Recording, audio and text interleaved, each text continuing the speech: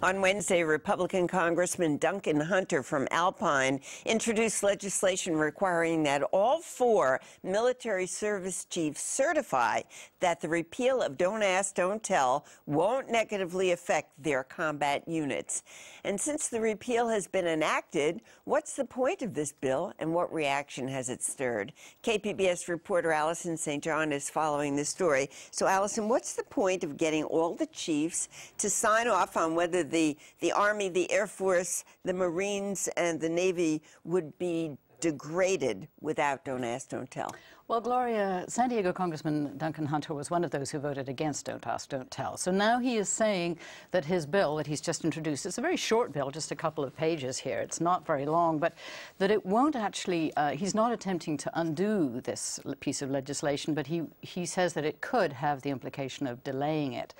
And he is saying that the chiefs of all the different armed forces, the Army, the Navy, the Marine Corps, the Air Force, should be actually included in the certification process that currently is just up to the Chief of the Joint Chiefs, Mike Mullen, and the Secretary of Defense, Robert Gates. Right. So basically he is saying that for the people who are on the ground, it is better to be in touch with the people on the ground, and that people at the top of the hierarchy don't really understand this issue. He would like to see it pushed down a little bit to people who he says are actually in touch with those on the ground, the chiefs of the services. And so here's what he said when I talked to him about this. The majority of time, the lower you push down leadership, the better decisions you have.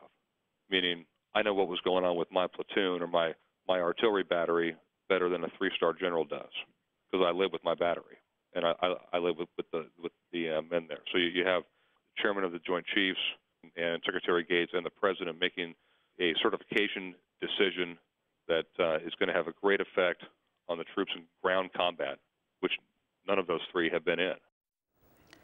And as we saw there, the congressman was, in fact, in the service himself. He served 3 tours of duty, 2 in Iraq and 1 in Afghanistan. So he's making the point that, and I think the implications that's interesting is that there could be a difference between the different branches of the military and how this policy, this repeal is implemented. But if this isn't a repeal of the repeal, if it's passed, how could it impede the implementation of the repeal?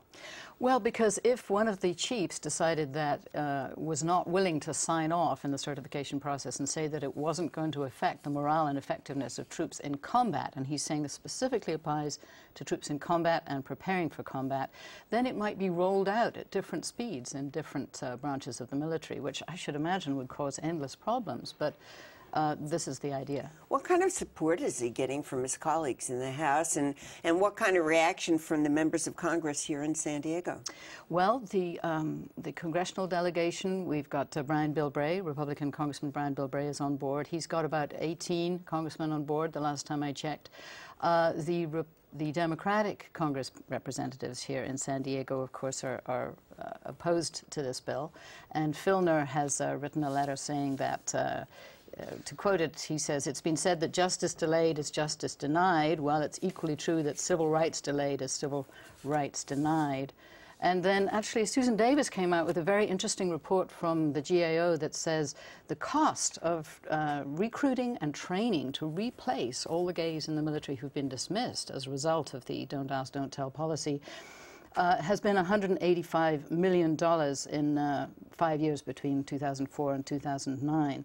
So she's pointing out that, in fact, it is going to be much more effective and efficient to include these members of the armed forces in our troops. Well, thank you very much, Allison St. John. My pleasure.